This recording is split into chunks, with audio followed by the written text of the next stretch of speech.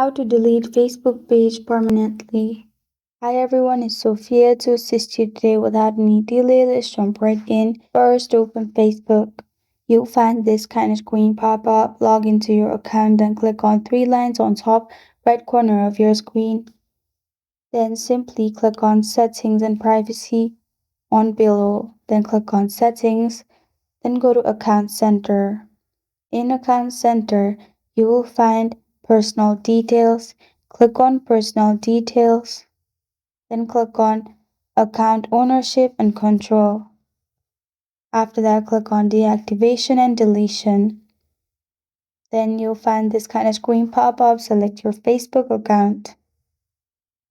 Then click on Delete Account and Continue. Again, click on Continue and then select the reason why you want to delete your account and press on Continue. Again, Continue, scroll down and then press on Continue again. After that, simply add your password of Facebook and your account will be deleted.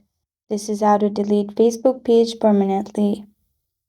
Thank you for joining me today. If this video helps you out, please leave a like and subscribe for more. Got a question or want to suggest a topic, comment below. I am Sophia signing off until next time.